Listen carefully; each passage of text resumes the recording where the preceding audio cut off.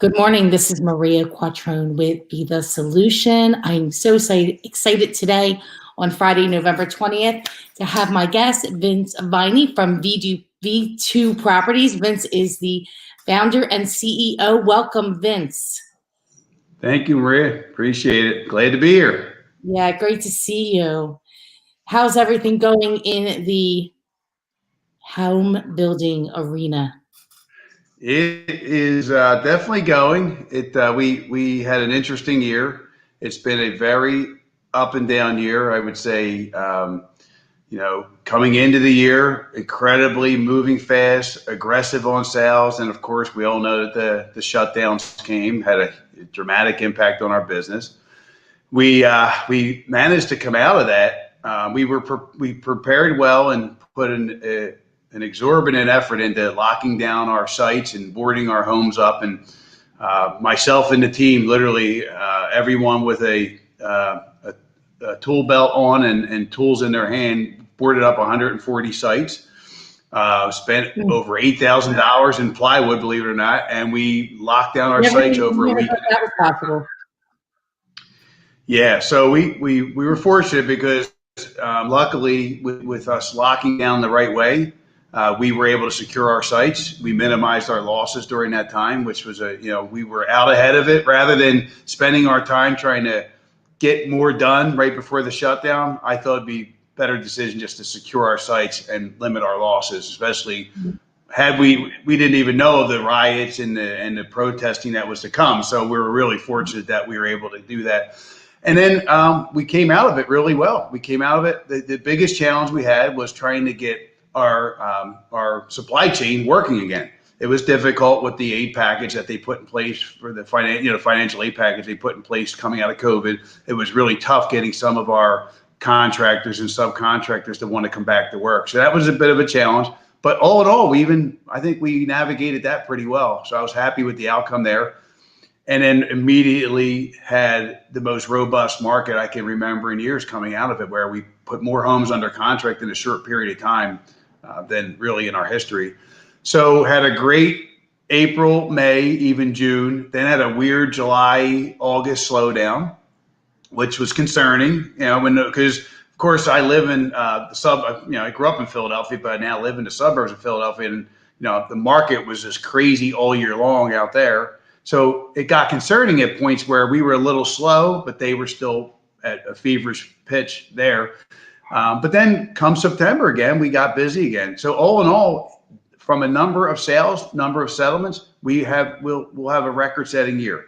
Revenue, record-setting year, which is phenomenal. Profitability, not record-setting, but definitely not as bad as it could have been. Like, these delays hurt us financially a lot. This could have been not only our highest revenue producing year and greatest number of sales, it could have been our greatest net profitable year as well. But unfortunately, that part didn't play out. So we took a major hit on profit. But hey, all in all, given what we all went through collectively as I'll call it global community at this point, we fared pretty well.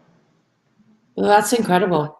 I mean, you see a lot of businesses that are really struggling right now. So you probably, when this was all happened, didn't know that you would have a record-breaking year in sales during a pandemic. Right. No, not at all. We were, you really wondered at some points how well you not only come out of it, but whether we'd survive it completely. Because the biggest fear I had was, how does the city react to this? Of course, entertainment, theaters, bars, restaurants are such an important part of what draws a young millennial person into Philadelphia. And when that goes away, it really created concerns. But I got to tell you, I still believe we have a great city here. I do wish some of the policy decisions were a little different at times, but I think we have something great to offer people, especially coming out of larger cities like New York, Washington, D.C. And I do think that we have something unique here. And I think once we get out of this virus, especially with the, thank goodness, pending vaccination, I do think this city can really go back to doing some great things. And I think what's proof of that is even during a lockdown, people wanted to buy homes here and stay, which, other markets, as we know, we hear the stories all over the media. I mean, fleeing New York City at record at record numbers. And I think we caught some of them. I'm not sure how many of the first-time home buyers we brought into Philadelphia as a result of that. I know in the secondary home market. Where are the buyers coming from that purchased your properties? They still are coming from apartments, or they're coming from, the suburbs, from their, either just leaving college, coming right out of college, whether it be graduate programs or undergrad. They're lucky enough to maybe have a parent who's able to support their desires to be a homeowner, right? So they, rather than rent, they would go right into home ownership, which is great for us. And we offer products that go into the high 2s, low 3s, new construction, which is really hard to find. So we're fortunate enough to be able to offer a really high quality product at new construction prices that you really can't find. And I don't think our competition can offer. What's the highest price home that you have? Well, in Philadelphia, it's focused on that. We would be probably in the neighborhood of around, right now, about 790,000. What's your average price? Our average price would be probably in the neighborhood of around 425 to 450. Okay. Low end being high 2s, and again, the high would be in high 7s at this point. So the majority is in that 400,000 range. Yeah, I would call it we really cater to the first-time home buyer. So it was, folks leaving, and then folks leaving apartments as well were a big piece of what we were able to accomplish. And I would say probably even higher than college students leaving and deciding that instead of rent to own. I think it was a lot of transplants from other cities, not coming in because they were fleeing New York, but because work was bringing them here. Right. So that was also a really pleasant surprise, is that we had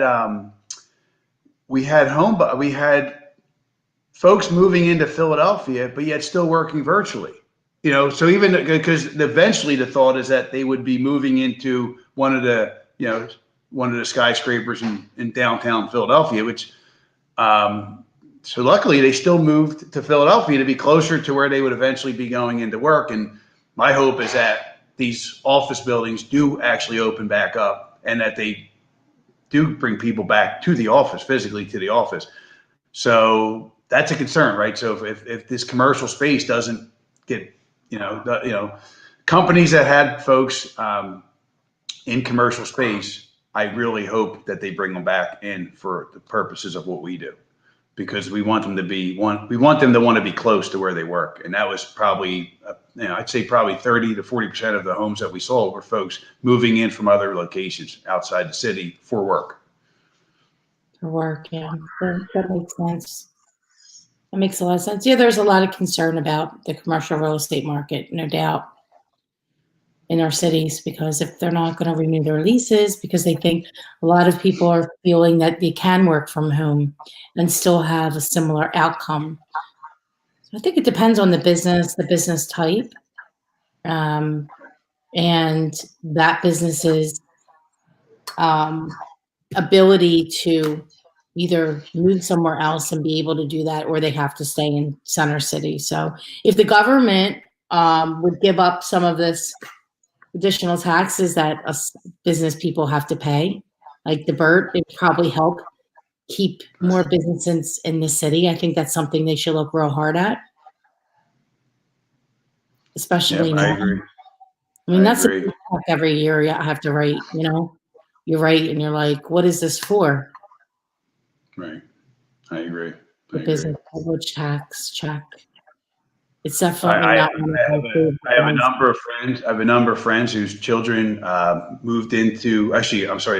They're working virtually out in the suburbs in downtown offices, and they're still home working virtually. And what's interesting is the stories that they've shared with me over and over again is that their kids want to go back to work and be in the city. They don't want to work virtually from home.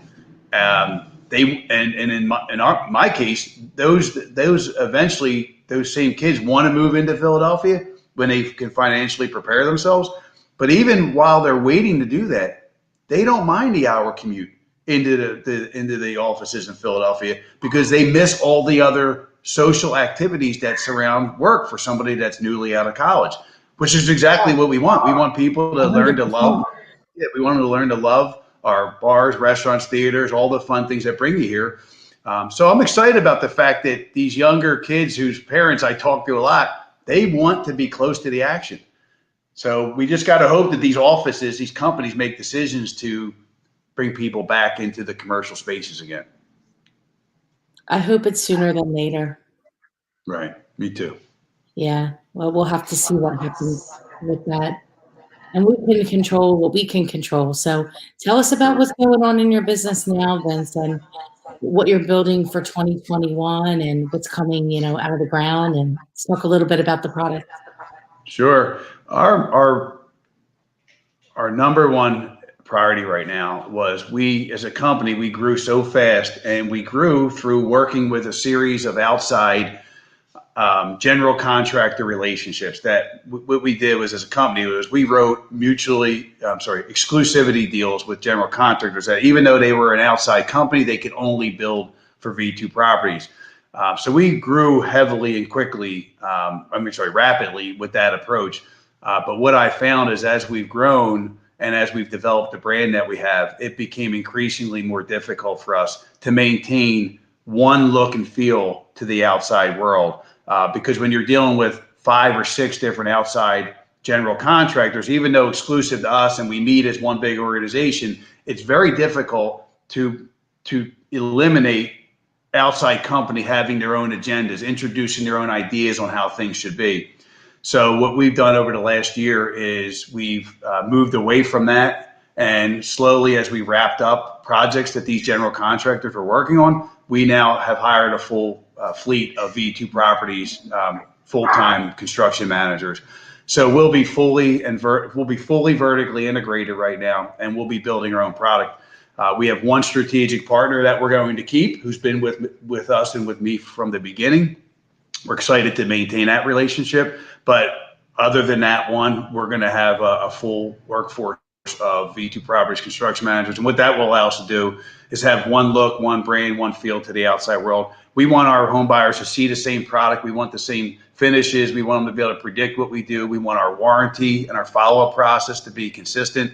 And we're already seeing, we're about 7 months into this plan, and we're already seeing great benefits. And our timeline of our operations, our timelines are better than ever. So that's a huge initiative for us, and we've stressful as all get out. It's not been easy, but it's been incredibly rewarding. And even on my darkest, hardest days, I know every time we get through a problem, it's in the rearview mirror, and we can focus on our strategic goal, which is building out our own workforce. So that was priority number one. That's a huge feat. Right. It's going to position us really well for the future. So while it's been incredibly challenging and stressful at times, it's been really rewarding. And it's interesting, even things as simple as our staff meetings, they're just so much more collaborative now. They're just, everyone has the same goal. It's one goal, one company, one brand, one set of ideas. So it's good. So that's number one. And I guess the next piece is, we as a company have shifted more towards, trying to find a way to diversify. We have a strong expertise in Philadelphia. While that's exciting and it's created tons of opportunities, it's also a bit concerning, and we're always just a spec home builder. So over the last really now 18 months, we started to build out a rental portfolio that we're going to keep. So we're doing pretty well there. We've already introduced almost 40 rental units to the market. And over the next 18 months, we'll probably have another 100 that we're going to put on, introduce to the Philadelphia market. We're trying to provide really high quality, pretty much consistent with our spec theory. We're going to build out footprints of neighborhoods. We're going to provide a very large, high quality product in, I would call, developing neighborhoods. And we've really targeted Kensington as an area that we're real excited about. We're probably going to introduce 100 units over the next 12 months, and then another probably 100 the next 6 to 8 months after that in that area. And I just love it because of its proximity to Fishtown. I think Fishtown is one of the most vibrant neighborhoods in the city. And I think that in many ways, Fishtown has leapfrogged Northern Liberties, and I think that this Kensington location we're on, with access to the L for commuting to Center City, I think it's just going to be a great high quality, high value, low cost alternative to being in Northern Liberties or in Fishtown. So the rentals the rentals are how much? So our average price on a rental would be a very large 2 or 3 bedroom apartment, where we can offer that in the neighborhood of around $1,600 to $1,700, which we think is a really and big units. And I think one of the things that I was lucky enough to be able to plan for is that with the COVID shutdowns, there has been a desire for, whether renting or owning, having and living in larger spaces. This whole studio apartment concept was great, and people want space now. These shutdowns have really made them realize, whether they're renting or owning, they want space. So all of our units are minimum 1,400 square feet. Nice size spaces. So we're giving a lot of real estate away for pretty affordable rent. The numbers are working. They work for us. They're working for the people coming in and renting, and we're having a pretty good. We're absorbing most of our rental product within 60 days, which I'm happy with. Excellent. Now, are they stacked condos that you're building, or? Yeah, they were multifamily. So a lot of them were, our sweet spot right now is mostly 3-unit multifamily buildings. But we built a 9-unit building in Kensington. We finished a 7-unit building also in that area. We're going to be building right off of Temple's campus, a 21-unit building on Broad Street, right in the heart of Temple University. Our sweet spot right now is probably 3 to 5 unit multifamilies. Okay. But we're going to be building a couple larger buildings as well. That's fantastic. The rental market, there's still good demand with the right pricing. Right. I always say, if you can buy it right and build it right, you can have the rents and not take everything off the table, leave a little bit there, and offer the highest value. You'll always be rented. Yeah. Right? Because there is competition. There are a lot of buildings that aren't rented. There are, and it's concerning. I'm trying to get a better handle on, different folks you talk to. Some say that the rental market's in the spring, and others say it really doesn't matter what time of year. And it's interesting, because I talk to a lot of property managers. I talk to a lot of realtors that place rentals. There is no standard answer to this question. So I'm actually, through my own experience right now, I will tell you, I can't say that one month has been it's interesting how they get absorbed in different times. But you'll talk to some people, say, if you don't have it rented by May, it's not getting rented. It could take until, I think, Vince, that here's part of that. The majority of landlords make their leases come due in April, May, June, July, August. So if all these people, renters, have to move during those months, they have to be placed during those months. Sure. I don't think that people don't want to move in December. Probably not as many want to move in December than they do in August. But if they leases are ending at the same time, right, then they have to re-up at the same time. So unless they're coming in from another area, when they're moving from Chicago or Denver or whatever for a job here, then that majority of inventory all gets absorbed during those months. That's what I've seen. Makes sense. My 2 cents. No, that makes a lot of sense. And I guess that's probably, truth be told, we caught the end this year, and it was the COVID shutdown. So I guess we didn't get again, I'm going to be first to tell you, I don't have a ton of experience with this, but we did catch the tail end of it. And with COVID shutdowns, we didn't see a normal spring. So I'm probably not seeing what would be a true picture of how this unfolds during a typical calendar year. But what you're saying makes perfect sense. I also think that similar to our spec home market, people want a high level of automation. One of the things we put a lot of time into is home automation in our rentals, where keyless systems, controlled front door cameras, intercom systems, remote access to front doors, ability to change their thermostat all on an app on their phone. So I love the fact that we're competing in this same, again, the 3 to 5 unit space. Our competition are not offering those features. They cost money to put in, they cost money to maintain.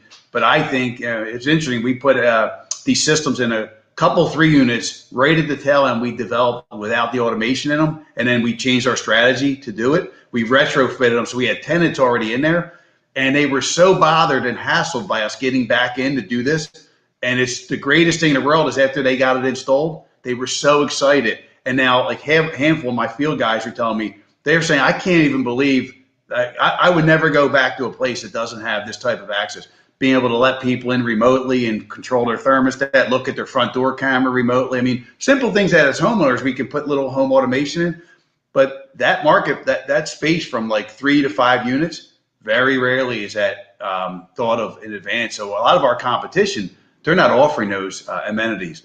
So it's been good. And it's great to see that people that didn't have it, that now have it, how dependent they become on it so quickly. So my hope would be is if somebody's deciding to move out of that market, I mean, from one apartment to the next, they're looking for that now. We're creating a demand that hopefully keeps us in a good position. Yeah, it's hard to retrofit.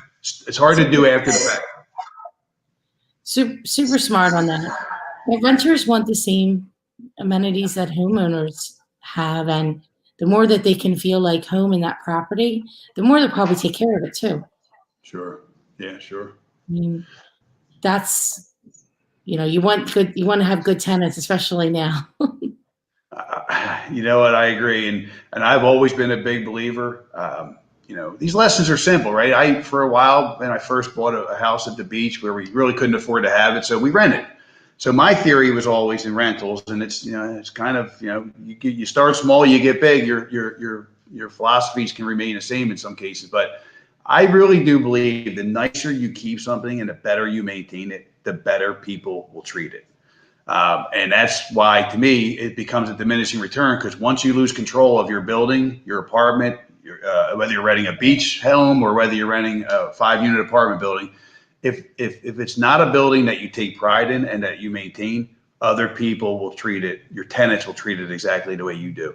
So it costs money, but I do think the dividends, I should say the return on investment is well worth it. Yeah. So speaking of the beach, have you considered doing any development down the Jersey Shore? Yeah, we actually, we've been, interestingly, we started our company actually in Ocean City, New Jersey. So we build there. We still build there. We have about 6 large projects going on at the beach right now. So that's really where we started. And that's kind of gets back to our origin. Our story is really that I started at the beach. I'm a guy that grew up in Philadelphia, and my daughter, my oldest daughter, who's now 30 actually, she moved into Philadelphia to go to University of Arts, and we were building like crazy at the beach. And after she moved into Point Breeze in a row home in Point Breeze. Her and 3 friends rented a place, and this is back in 2000, I would say 8, maybe late 2007. And it was amazing to see what was happening there. So that's where I shifted my gear. And we're still in Ocean City. We still do probably 6 to 8 projects a year there, but seeing the transformation of Point Breeze in front of my eyes, visiting my daughter in that area, that's where you and I actually met back then in our early stages of looking for opportunities there. So that was probably only about a year and a half, Maria, after we started to make the shift to Philadelphia. So sometimes I get out ahead of things, and sometimes you got to get hit in the face with something to see it's in front of your eyes. But it made me realize, I grew up in Philadelphia, right under my nose, this town, the city that I love and grew up in and have great pride in. Great things were happening, so I decided to be a part of it. Yeah, great things, not bad things, right? Yeah, not bad. That's right. Bad things happen in Philadelphia. It's so crazy. There are some bad things that do happen in Philadelphia. We'll leave that talk for another day. Yeah. This is all about, we're going to focus on the positivity of everything, because this week has been quite the week of enough, I think, for everybody. So yeah, I want to keep our talk optimistic and positive today. Plus, it's Friday. It's a beautiful day. It is. It is. It's a lot to be happy about. Yeah. So I was saying the other day to some friends, I picked up my phone. I was holding it. I go, 2020 is a great time to be alive because we have this thing called the internet, and we can be anywhere and talk to anybody in the entire world. Look at us. We're on Facebook Live and YouTube Live right now, and we have a bunch of people watching us. We got Natalie and Caitlin and Ben Aller says hello, and there's all kinds of people from anywhere can see us and have a conversation. And I'm actually sitting in my house right now, but looks like you're at your house. You're in the office, yeah. I'm in the You're office in Philly. Okay. Yeah. So I still believe there's a lot of great opportunity just for, look at you. Did you have plans before COVID hit 100% to bring everything in-house? Was COVID like the pushing factor to push you over the edge to do that? No, I don't think it was. It was really just what I started to see was a slight deterioration in our warranty work. I take great pride in the fact that we deliver a great home up front, but a lot of big builders develop and build a great home up front. What I find that differentiates great companies from average companies is how you handle your warranty work. I'm not, and again, just moving from the city to, the suburbs. And, I remember every community cookout, every neighborhood cookout, everyone spent the hours just trashing the builder in the community we lived in. And I thought to myself, do we have anything else to talk about here? And the problem is that the experience was so bad after the sale that that's all everyone focused on. And I think people lost sight in the fact that we all lived in beautiful homes, but it just was the little things. It's just the follow through. It's delivering on your promise, getting out there when you say you're going to be out there Monday at 8 o'clock, showing up when people take off from work. And what I was finding happening was the outside, I'll call them general contractors. Now we used to, that's like a taboo word in our company now, general contractors. We're construction managers, and construction manager implies full-time V2 properties, people who care about what we do. But let's use the word general contractor. What I was finding is the service after the sale for a general contractor was they didn't care about the V2 brand the way I did. And they didn't care about the follow-up to our commitments. So no matter what I did, unfortunately, like most builders who don't do a good job with warranty, once they sell the house, they take the money off the table. And now everything is a diminishing return. Every time you go there, every time you spend a day or hour or put a stroke of paint on the wall, it diminishes your return. And you just can't look at it like that. To me, that's an investment in our future. And I tell our guys, not only do we want home buyers to be happy, we want folks like yourself, Maria. Like if you place, I know you do a lot more on the listing side, but I'm sure you work with your fair share of buyers too. And we want folks like you to, when you have your home buyer has a good experience, you have a good experience. And as brokers, you're going to pass that along to your next buyer. Hey, this is a great experience. They're going to follow through. And I think it's important too, even if that buyer does not buy a V2 properties, to know that, we're able to tell them it's a quality product. And, there may be a friend of theirs down the line who asked that question, right? Because there's other companies out there that, you just said what happened. So yeah, it's really important. I agree. And I think, the more that you can control things within your company, that it's not outsourced, the better opportunity that you have to deliver a fantastic experience, because they all talk and we have the internet. Yeah. Right. I mean, and what we got to try to do as a company is we got to try to get the people, our home buyers and brokers that have had good experience with them. We got to get them to share the excitement as much as those who are unhappy. And that's a challenge for any business. This has been an age-old problem with reviews and feedback. So we're really working hard on that. But the key for us is I always tell our guys it's about the goodwill. We always want to do the right thing. We're always willing to spend the money to do the right thing, because for me to sit here and say there's never problems, there's always a problem. There's always something to resolve. It's what you do when you have the problem. And I always say to our guys, we're spending the money anyway. Let's do it and maintain the goodwill. Let's not spend a bunch of money fixing a problem and have bad will after we just spent the money to fix the problem. We're going to spend the money because we're always going to do the right thing. Let's do it in a way where at the end of it, you want that home buyer or broker to say, wow, they really stepped up to the plate and did a great job. when I had a problem versus, yeah, they eventually fixed it. And, it took 35 phone calls and threatening to sue them. And that's just bad will, right? And then now you just spend a bunch of money and you will have people walking around as almost as if you didn't fix their problem at all. So just, again, make good investments. Even that's a good investment. Invest timely in a way where we have goodwill. It's pretty simple to me, but where we fail. Into it. Yeah. Where we fail, it's not because our intentions are bad. Hey, let's face it, we're only as good as the people we hire, and we're really working hard to hire competent people who understand that this is what we're trying to accomplish. And I became convinced that I couldn't maintain the same level of service and commitment with using outside folks. So I know why we grew and how we got there, and it's why we became the brand that we were in Philadelphia. But I also knew it was time to go in a different direction, and that's where we're at now. That's great. I think as a company grows and things happen in our, but not just our industry, but in the world, you think and you're like, I have to, I don't want to say reinvent, but move things around to make them better. And if we're just status quo and just doing the same thing all the time, then we probably aren't evolving and growing as a company. So I think it's important that you're constantly looking at your processes and procedures and saying, what can I tweak? What can we do better? I just rearranged my whole entire office, not physically, how things work. Yeah. Because of more time to focus on it, seeing what I thought worked well, what didn't work well, what we can improve on, how we can bring the best customer service to life. And, it's definitely, it takes a long time, but it's definitely game changer for sure. No, I always respect that about you, Maria.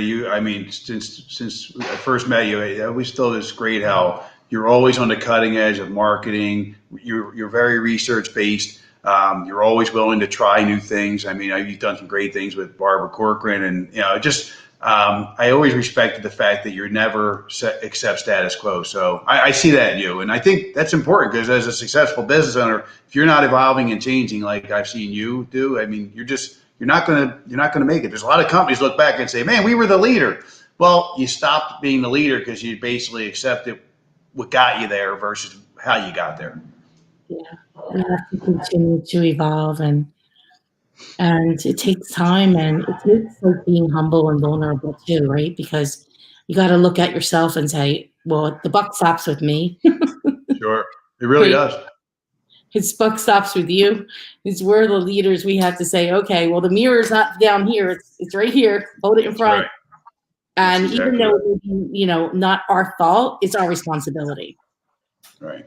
When things happen. So, I wanted to ask you about, are you looking at sites also outside of the city now, or still just in the city? What's the next? It's a great question, and I just wish we had more time because I think there's great opportunities outside the city as well as in.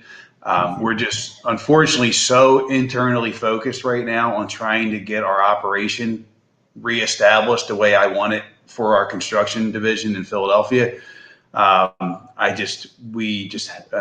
us to try to take on something like that, I would fail I call it our re-engineering in Philadelphia. So for now, we're focused on Ocean City, New Jersey, because we know it well, and we're focused on Philadelphia, but we absolutely have a goal over the next, 12 to 18 months to, work the 5-county area more so. But it's going to take some time for us, really. I wish it could be sooner, but I really think for us to be excellent here, like I want to be, I think it's going to take the better part of 12 to 18 months. Yeah. So that's, that part. So I think there's great opportunity. I wish my answer would have been yes, Marie, we're pursuing all that. I don't think we can reasonably do it well and be successful at it. Because if I did that now, we would basically get to 70% of our goal here in Philadelphia, and we would be no better than the structure we had in place before. So we're creating an apprenticeship program. We're now talking at the local high schools in some of the areas that, we're going to go out to communities that, as you know, we've always been we're a fringe builder. We always build out the fringes of neighborhoods.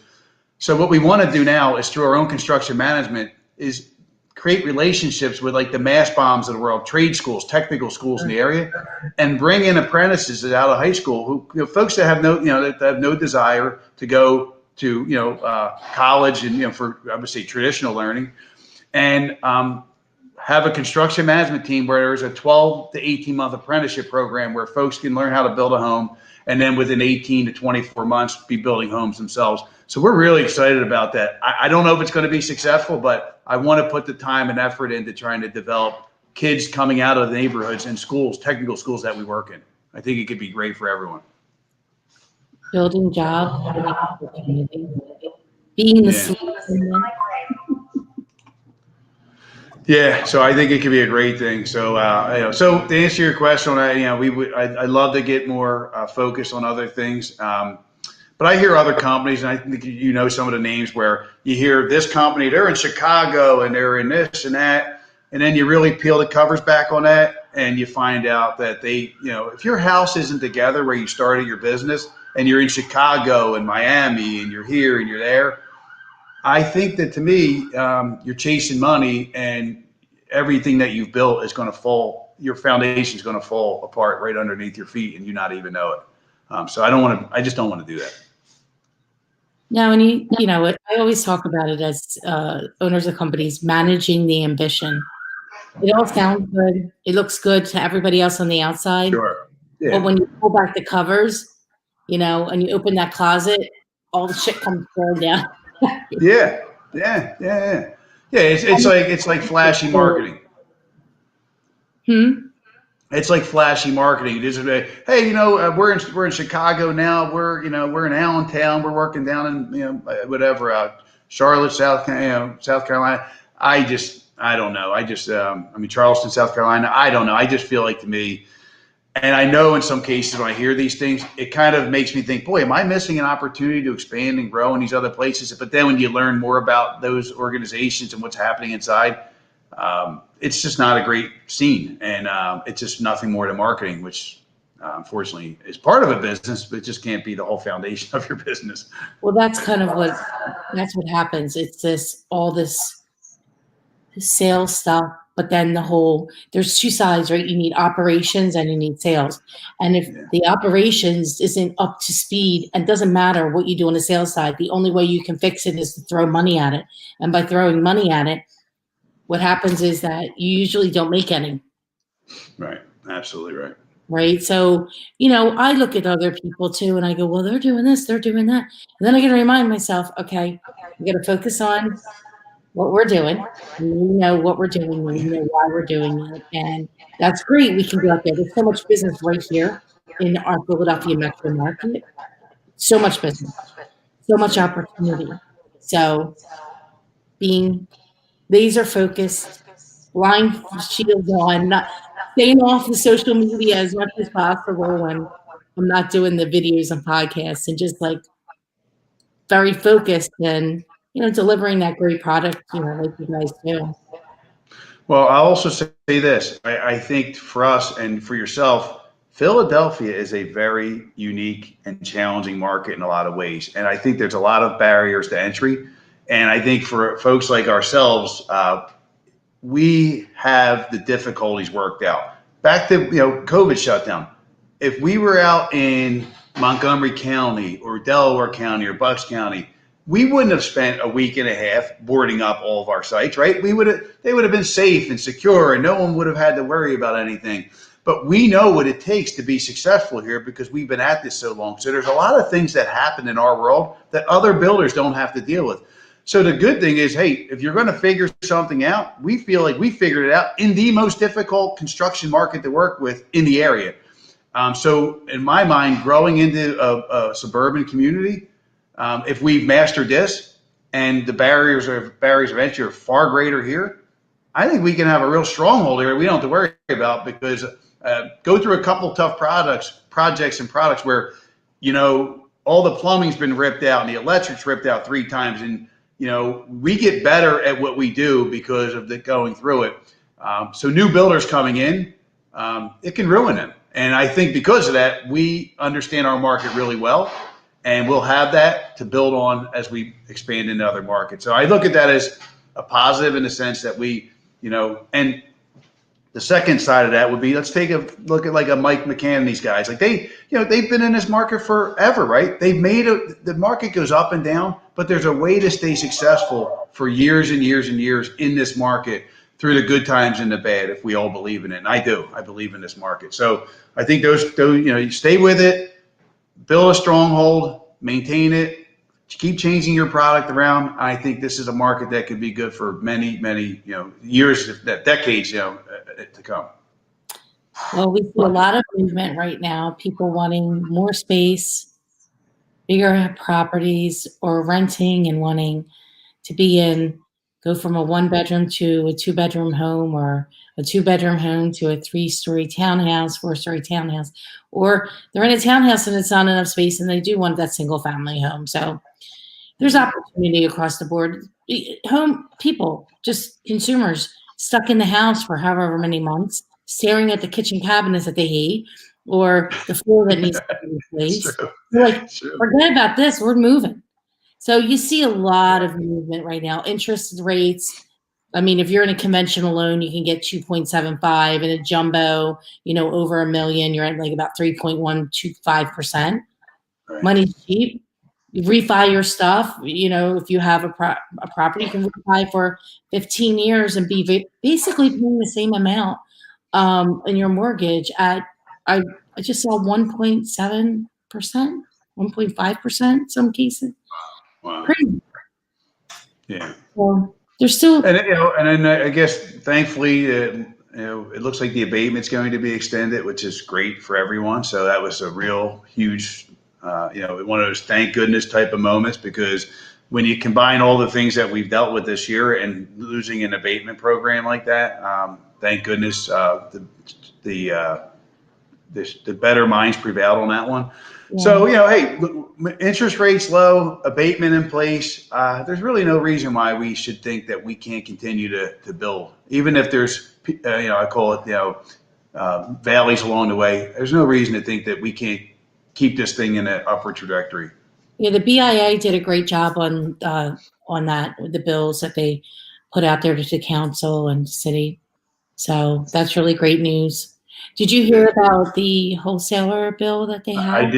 I did. And what are your thoughts, Vince? Yeah, it's going to have a big impact on the market, in terms of the, quite honestly, it's going to drive prices up. It has to, because it's just going to become more difficult to buy and acquire land at more affordable numbers. So, hey, I'm not going to sit and judge whether it's the right thing or the wrong thing to do. I think there's views on both sides of that. But it's certainly one thing I'm sure it's going to have is an impact on pricing in the market, and what that means to the sales volume. I think it remains to be seen.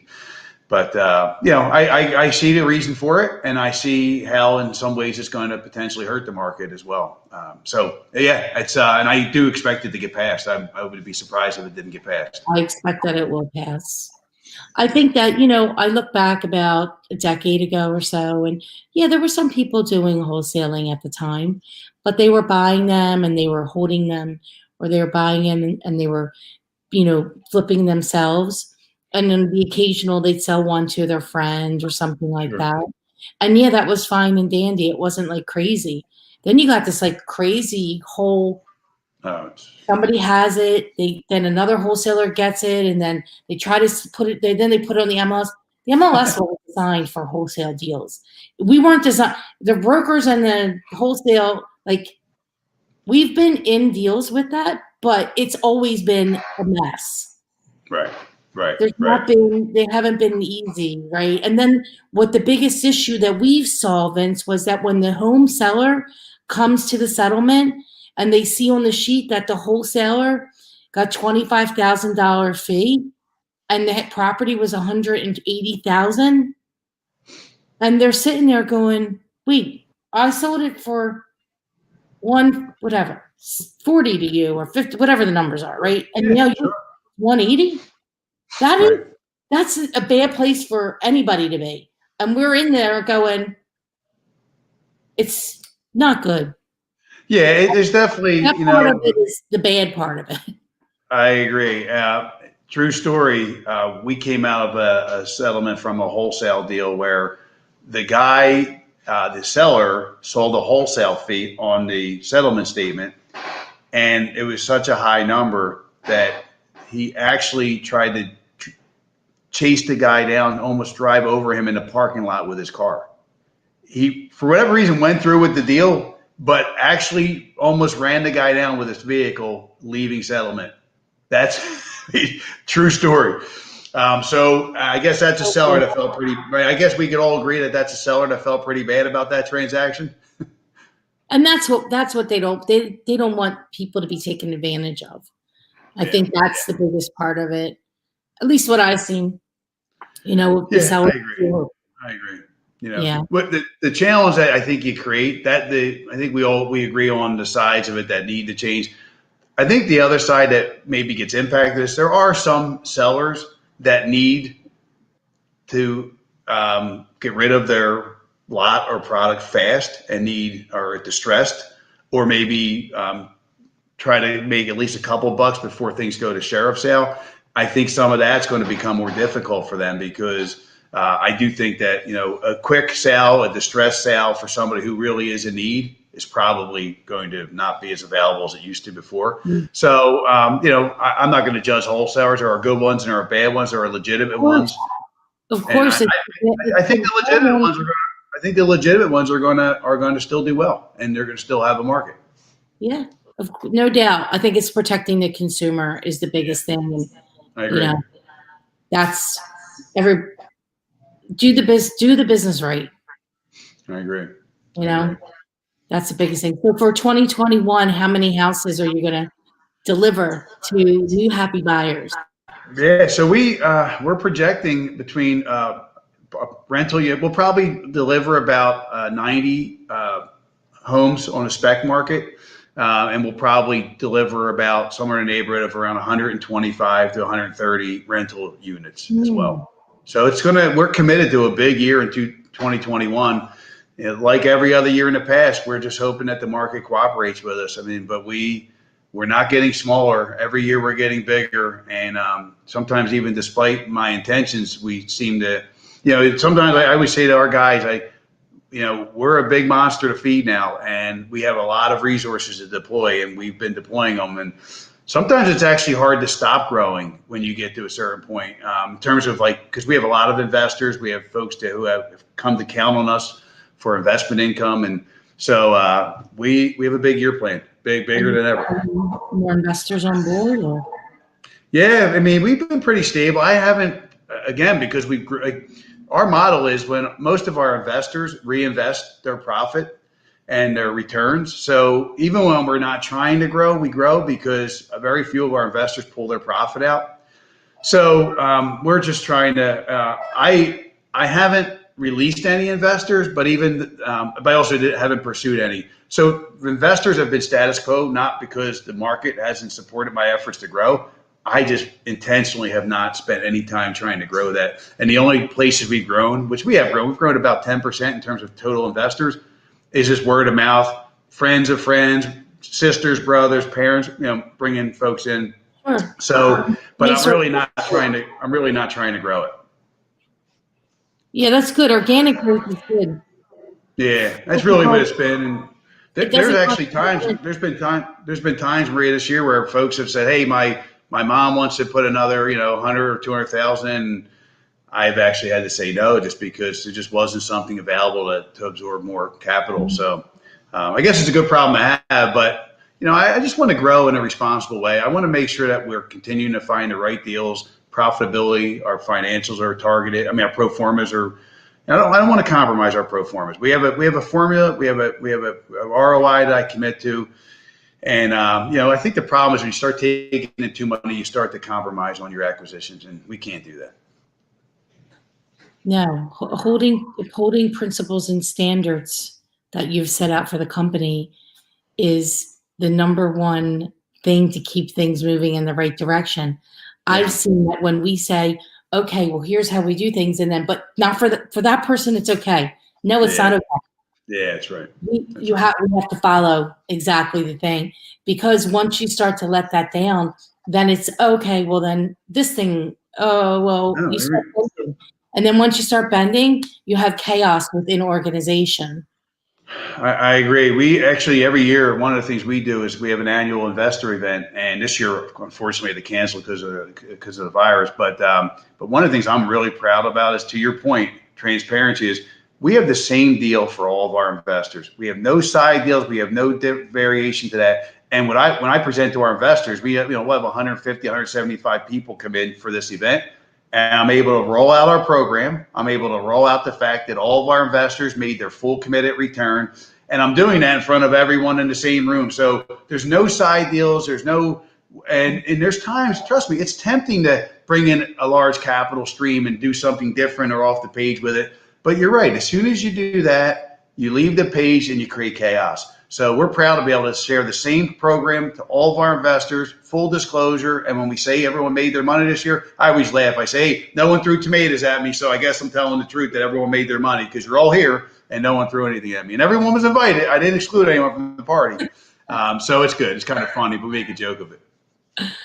Yeah, that's awesome. I believe I have the same exact principles. When we bring in new people to our company, like, it's the same no matter what. Here's the Yeah. There's no side deals. There's no special. No side deals. I like the way you nothing. said it. Yeah, I like the way you said it. No side deals. That's a great way to put it. Exactly. So, Vince, this has been great talking with you today. Is there anything else that you want to talk about for our guests about the product or No, 2021? I mean, from my standpoint, I think that's it. I think that the main thing is for folks as they grow and as they change and evolve. First of all, to know that you need to grow, change, and evolve is really important for every business. If you've done something for one way for a year, you might be the right thing to do, but you better look at it again just to be sure. And usually, what you find is when you actually look at your business and your processes, there's a pretty good chance, if you've been doing it for a while, something in it needs to change.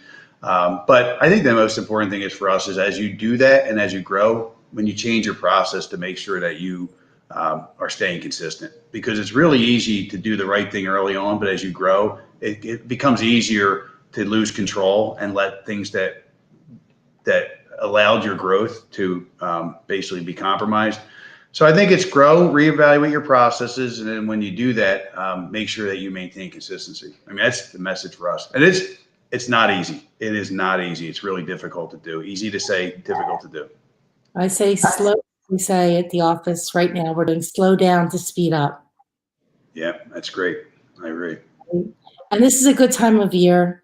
And I think I've worked more this year than for a while. Yep.